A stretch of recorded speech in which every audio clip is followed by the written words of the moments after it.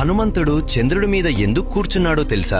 రామసేతుని నిర్మించే సమయంలో రాత్రి అవుతుంది. శ్రీరాముడు వానరులతో కలిసి ఇక్కడే పడుకోవాలని అనుకుంటాడు. కాని హనుమంతుడు నా ప్రభువు నేల మీద ఎలా పడుకుంటాడు అని ఆలోచించి ఆయన చేతులతో ఒక చిన్న ఇల్లు నిర్మించడం మొదలు పెడతాడు. అంతలో లక్ష్మణుడు అక్కడికి వచ్చి, హనుమా, నా అన్నకి సేవ చేయటం నా బాధ్యత. ఎన్నో సంవత్సరాలుగా నేను ఆయనకు సేవలు చేస్తూ వస్తున్నాను. ఇప్పుడు నా పని నువ్వు చేయటం సరికాదు. నువ్వు వేరే పని చూసుకో అని అంటాడు. దానికి హనుమంతుడు చిరునవ్వుతో, నన్ను క్షమించండి, నేను దీన్ని తిరస్కరిస్తున్నాను. నేను కూడా నా ప్రభువుకి పరమ భక్తుర్ని. నేను కూడా నా ప్రభువుకి సేవలు చేసుకోవచ్చు అని వినయంగా చెబుతూ తన పని కొనసాగిస్తాడు. ఇలా ఇద్దరూ ఎవరు రాముడికి సేవ చేయాలి అని వాదించుకుంటారు. ఇద్దరికీ రాముడిపై ప్రేమ అపారం. ఈ వాదన పెద్ద గొడవగా మారకూడదని భావించిన రాముడు అక్కడికి వస్తాడు. హనుమా, ఈ పని లక్ష్మణుడే చెయ్యనివ్వు. నీకు దీనికంటే గొప్ప కార్యాన్ని అప్పగిస్తాను అని అంటాడు. అప్పుడు హనుమంతుడు, సరే స్వామి,